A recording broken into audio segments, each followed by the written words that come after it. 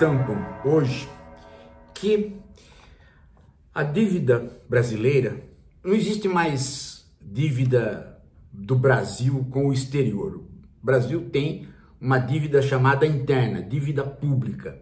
O que é isso? Para prestar serviços para a própria população, o Brasil, não tendo a arrecadação suficiente para prestar os serviços para a própria população, o Brasil empresta dinheiro de qualquer pessoa brasileira ou estrangeira. De que maneira? O Brasil vende títulos. Você compra um título de renda. Então, se você sobra um dinheirinho para você, você compra um título e você recebe juros do governo. É um dos títulos mais confiáveis que existe na praça, porque sempre se parte da ideia de que um país com a economia do Brasil não vai falir, não vai deixar de pagar os juros para quem emprestou dinheiro para o governo. O banco oferece para a classe média um títulozinho, mas oferece para os mais ricos, mais títulos, e os ricos compram. Então, você tem aí a dívida pública. Tem que pagar os juros para todo mundo que emprestou. E aí você tem aqueles grandes emprestadores que pegam uma bolada de juros, principalmente se os juros forem altos. O Copom está colocando os juros lá em cima. É um dos maiores juros do mundo. Por quê? Porque a ideia dos economistas que regem esse sistema é de que, se baixar os juros, aumenta assustadoramente o consumo. As pessoas falam, o crédito está barato, né? Vamos comprar mais, vamos investir mais, vamos ter mais empregos. Vamos pegar o dinheiro, né? Vamos pegar o crédito, mas com os juros altos, as pessoas falam, não compensa pegar para investir, né? Então diminui o volume de negócios, e diminuindo o volume de negócios, não sobe a inflação. Eu não vou discutir aqui se esse raciocínio é certo ou errado, porque eu já falei várias vezes para vocês que a inflação brasileira não deveria ser calculada assim, monetariamente. Mas independente dessa discussão, o que eu vou dizer para vocês é o seguinte: este medo da inflação leva à alteração dos juros, de modo que chega uma hora que o Brasil não empresta mais, não vende mais títulos para poder fazer serviços públicos. Ele passa a vender títulos e aumentar a dívida pública apenas para poder pagar os juros. Ou seja, eu empresto para poder rolar a minha dívida. Então chega uma hora que você está vendendo títulos e aumentando a dívida, em função dela mesma. Ela mesma, o dinheiro não vai ser aplicado em nada. Ele está rodando nele mesmo. Então este é um problema. E vocês sabem que o Dalbor Affatorelli tem insistido nesse detalhe. Olhar para a dívida pública com um olhar radical, inclusive fazer uma auditoria da dívida pública para saber se na origem esta dívida ajudou a população ou se ela foi feita aleatoriamente. Então, este é uma situação. Para fazer isso depende do quê? Força política. A esquerda tem força política para fazer isto? A pergunta é ruim. O certo é criar força política para fazer isso. Porém, no momento, neste exato momento, ou seja, na hora do incêndio, procura-se as mobilizações mais à mão. Então o governo precisa arrecadar mais. Essa é a verdade, o governo precisa arrecadar mais. Não tem dinheiro mais para pagar mais nada e os serviços públicos estão se deteriorando. Qual a opção do governo? Vamos ampliar o IOF, o Imposto sobre as Transações Financeiras. Tem muita coisa que é só do âmbito de finanças que não é taxado. Então vamos taxar. Por quê? Porque você taxando isto, você não está taxando classe média e pobres. Você está taxando aqueles que não pagam, que são os ricos. Por exemplo, o sujeito vai mandar um dinheiro para o exterior. Ele tem uma conta no exterior, está guardando dinheiro lá fora. Quanto que se cobra para fazer isso? Essas operações de remeter dinheiro? Muito pouco ou nada. Então vamos cobrar um pouquinho? E assim por diante o governo foi ampliando, né, taxações para aqueles que não pagam, pagam muito pouco. Para aqueles que fazem serviços que pagam muito pouco. Porque o cara que manda dinheiro para o exterior, se ele for taxado, ele tem que pagar e pronto, ele não vai repassar nada. É diferente de você taxar um produto. Você taxa um produto, o vendedor repassa para o consumidor o imposto que você pôs. Mas quando você taxa alguém que mandou dinheiro para fora, o cara vai repassar o quê? Para quem? Ele vai simplesmente pagar e acabou. Então tem uma série de medidas que o governo fez que não ia ter absolutamente nenhuma outra consequência senão arrecadar mais e com isso fazer duas coisas. Primeiro, poder isentar a base da pirâmide social, a maior parcela da população, do imposto de renda.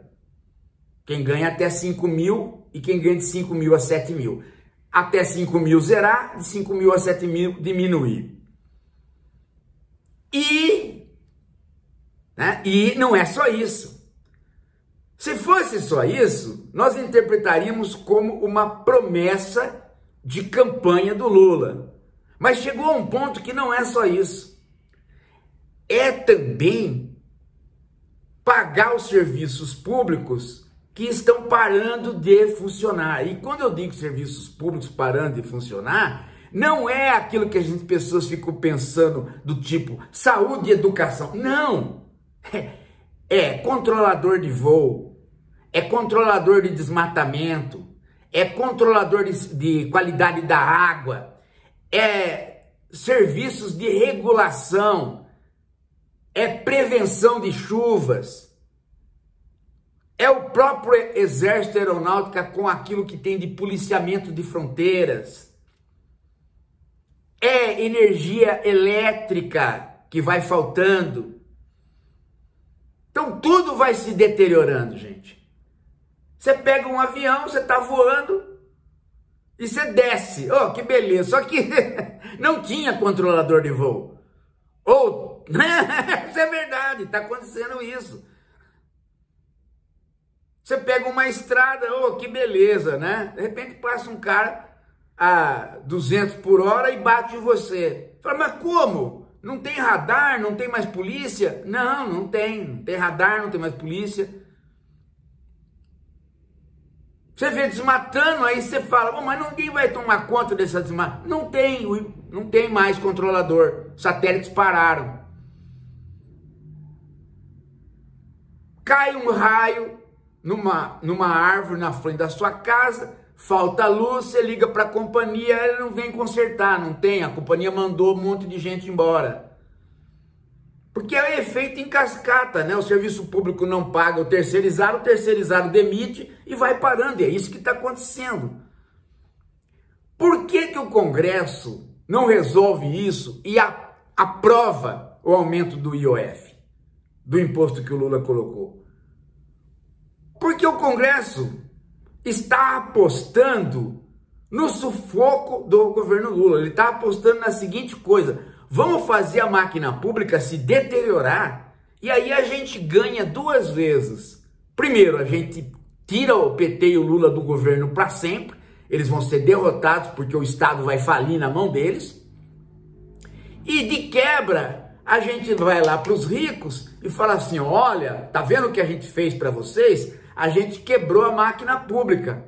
Agora vocês podem, né, conquistar a população para privatizar. E aí vocês tomam todos os empregos todo esse material que está ainda aí para ser privatizado. Correio, etc, etc. Esse é o objetivo do Congresso. Então, quando a gente lê as picuinhas, a gente fica achando que a política é picuinha do tipo: Mota brigou com Haddad, houve fofoca da relação do Mota com Haddad. Tudo bem, essas coisas da picuinha, elas movem alguma coisa na política, mas elas não são os motores reais que impulsionam o movimento da política. O que eu estou falando aqui são os motores reais.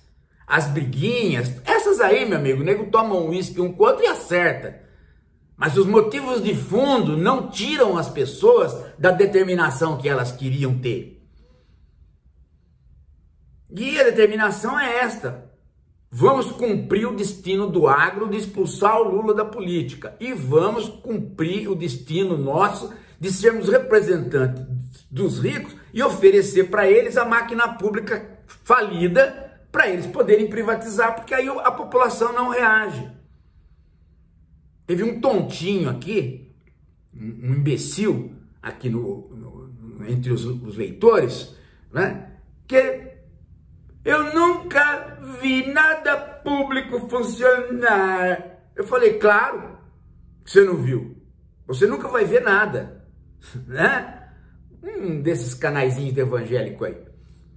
Carinha com a carinha meio esquisitinha. Eu falei: mas só que eu vi. Eu fiz escola pública. Eu sou bem atendido no SUS ontem e hoje. Tá? Daqui a pouco eu vou tomar vacina lá, ali no postinho. Vou chegar lá, 5 minutos já tomei. 63 tipos de gripe, tô livre. É a máquina pública funcionando. Mas não é só isso. A hora que eu for andar aqui, vai ter farol. Se a cidade de São Paulo tiver com a energia parada, não tem farol, abatida. Estraga meu carro. Pode até haver morte. Se eu paro o carro embaixo de uma árvore, a árvore pode cair. Por quê? Porque todo dia em São Paulo é preciso revisar a idade das árvores e passar colocando remédio sustentador delas. É assim, sim. Serviço público. É assim que funciona. Nego acorda, vê a cidade funcionando e ele acha que são os empresários que estão tocando essa cidade. Não. O empresário só funciona se ele tiver a base no serviço público, não é ele que vai. Daqui a pouco chega aí o correio. De que maneira? Privatiza para ver se chega. Não chega. Porque aí fica inviável você mandar as coisas, vai ficar caro. Então as pessoas não entendem que a maquinaria precisa funcionar e que os Estados Unidos, que são um país liberal, tem mais funcionários públicos do que nós. E, na verdade, a gente tem pouco funcionário público. A maquinaria nossa funciona porque tem um equilíbrio vindo do funcionário público municipal, estadual, porque se deixar só por conta do federal, nós não conseguiríamos cumprir o que temos que cumprir. O cara chega lá e fala assim: a minha cidade... É incrível, né? É incrível que a pessoa não perceba o funcionamento do serviço público, porque ela engole uma ideologia de que o serviço público é ruim, mas quando ela vai no serviço privado é pior. É pior. A média dos atendimentos do serviço privado, em tudo, ela é pior. Em todo, não é só educação e saúde, não, em tudo ela é pior. Você vai num serviço privado para fazer um exame, você fica esperando 3, 4 horas também. A única diferença é que a sala é um pouquinho mais limpinha, tem um cafezinho ali e tal, né? Mas você vai ser atendido por médicos, às vezes, menos qualificados do que do SUS, e vai demorar também. E vai pagar horrores.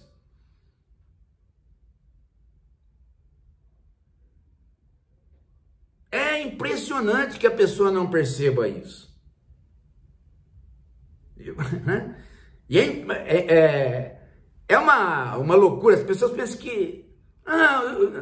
por que a universidade não é paga? Porque para você ter uma universidade de excelência, o dinheiro precisa vir do Estado. Por quê? Porque se for o dinheiro do empresário, ele não vai gastar na universidade. A universidade é uma coisa que não dá lucro se ela tiver um bom ensino. Ela só dá lucro se ela tiver um ensino ruim. Pouquíssimas universidades podem ser particulares. Quais? Aquelas que, na verdade, não são privadas. Elas são comunitárias, como o caso da PUC ou do Mackenzie. Elas têm igreja por trás. Então, para lá, gente. Para lá. O que o Congresso está fazendo é uma traição não só contra o Lula, é uma traição para com o Brasil. Eles querem ver o Brasil na lona, eles querem ver a população passando sacrifício só para tirar o Lula da política. E eles querem ver o serviço público na lona para depois eles poderem se eleger oferecendo o serviço público para a companhia privada. Algumas dessas pessoas fazem isso através de campanha. Falam, fui eu que votei lá, tá? Para derrubar o Lula, a gente vai privatizar, graças ao meu trabalho lá no Congresso, você lembra? Eu derrubei a IOF do governo. Pode financiar minha campanha? Alguns fazem assim, outros fazem de modo muito pior, do tipo assim, olha, agora eu vou para o novo governo e eu vou ser o cara que vai estar lá organizando a privatização, o leilão, tá? Tá bom? Então, me dá uma caixinha aí, porque eu vou fazer um leilão muito digno, né? Um leilão do tipo assim, olha, é preciso ter um CNPJ assim, assado, é preciso oferecer tal qualidade, é preciso morar na praia tal. Eu moro na praia tal. Então, eu ponho essa cláusula ali e só você vai ser beneficiado. Pronto, faço o leilão. Quantos leilões do Fernando Henrique não foram feitos assim? Privatizou tudo, melhorou? O país melhorou com a privatização? Resolveu o problema do país? Não resolveu. Não resolveu. Esse que é o problema. Nós estamos há 50 anos de neoliberalismo, cada vez vem uma onda de privatização e, de novo, voltam todos os problemas. Porque não é aí a questão. A questão é juros da dívida. Precisa baixar. A segunda questão é impostos têm que ser cobrados de quem não paga. E há muita gente que não paga. Inclusive as betes não pagam. Aliás, para você ver qual bet pode ser cadastrada no governo e não pode, você ter um sistema regulador que avalia as betes. Vocês sabiam que esse sistema regulador está sem funcionamento porque não tem dinheiro para pagar funcionário e pagar maquinaria para regular? Portanto, as betes estão funcionando ilegalmente, irregularmente, exatamente porque está faltando dinheiro. Então, em tudo é isso.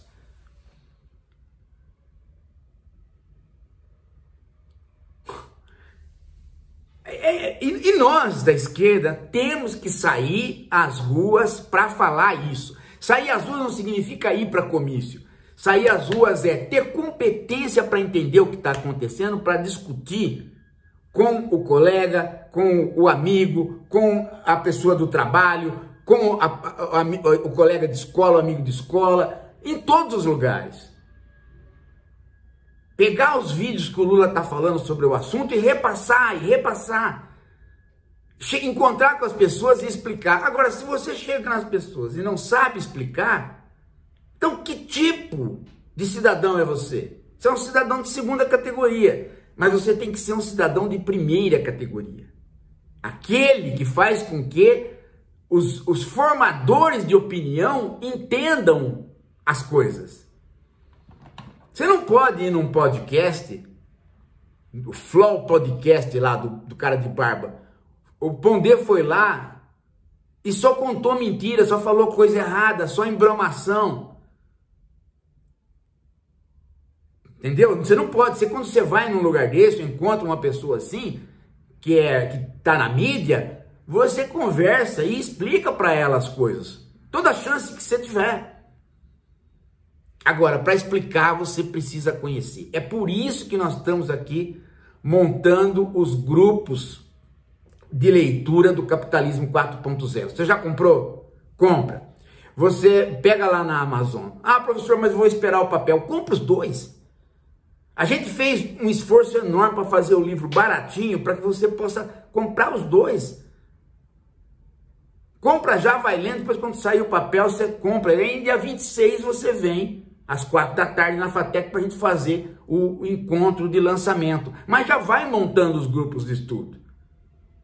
Já vai pondo as questões, já vai chamando para a live, que a gente está disponível para isso.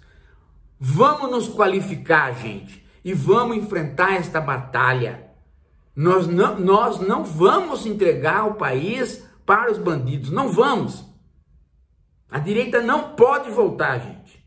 A direita não pode voltar. Eles destruíram o Brasil em 4 anos. Eu estou te falando, um monte de coisa não foi possível de reconstruir porque eles destruíram por lei. Você já imaginou? O Paulo Guedes era ministro de tudo, ele fechou 4, 5 ministérios. Fora as destruições, né? O Ministério da Educação ficou 4 anos parado na mão de gente que o Olavo de Carvalho indicava. O Ministério da Saúde ia trocando, né? Bolsonaro não queria que a Covid se resolvesse, ele achava que ela se resolvia por mágica e ia tirando os ministros, acabou destruindo o Ministério da Saúde. Por quê? Porque as pessoas, quando elas são confrontadas num serviço ruim, elas olham e falam, bom, vou me aposentar, ou vou para outro lugar, e foi isso. Ministério do Trabalho, tem trabalho escravo aí em tudo quanto é fazenda. Cadê as pessoas para fiscalizar? Então, entendeu?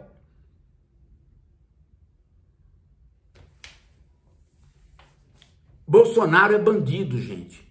É bandido. Ele é o cara que ele é o cara que sonegava imposto e fazia campanha dizendo que tinha que sonegar. Você não pode sonegar. Ele é crime. Ele fez a campanha, tudo que ele fala é crime.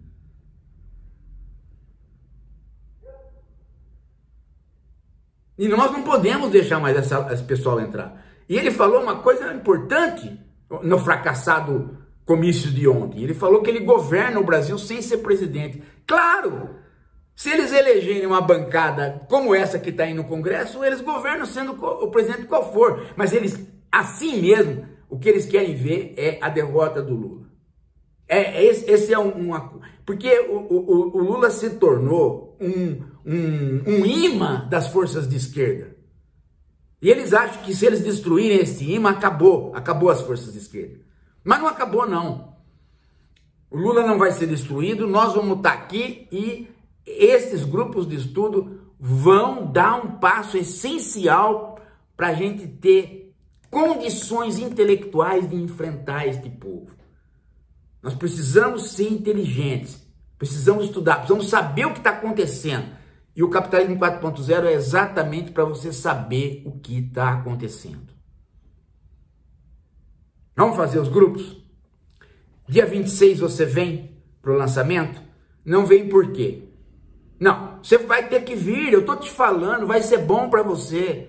Você vai dar um salto na sua vida. A hora que você encontrar pessoas que pensam como você e estão querendo mudar o Brasil, você vai se sentir renovado. Isso vai dar uma nova perspectiva de vida. Outra coisa, presta atenção. Agora aqui. Quem está na universidade faz o grupo de estudos, né, o grupo de estudos do Capitalismo 4.0 e associa esse grupo de estudos a um grupo de pós-graduação que você tenha na universidade e entra no CNPq, na CAPES, nos órgãos de fomento para registrar este grupo, como um grupo que estuda esse livro. Então, professores que estão aula de mestrado, adotam o livro e faz o grupo, porque aí você tem um apoio dentro da universidade para fazer o seu trabalho e fora com o canal. Você amplia a sua capacidade de entendimento, de intervenção, de ensino.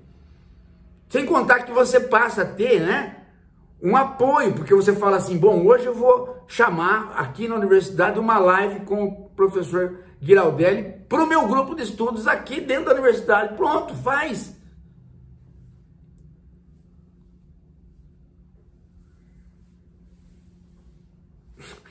Gente, vamos regaçar as mangas, senão nós vamos amargar. Nós vamos amargar, gente. Vocês sabem que é duro. Vocês viram como é duro. Bolsonarismo é um cancro. Tá bom? Daqui a pouco a gente volta.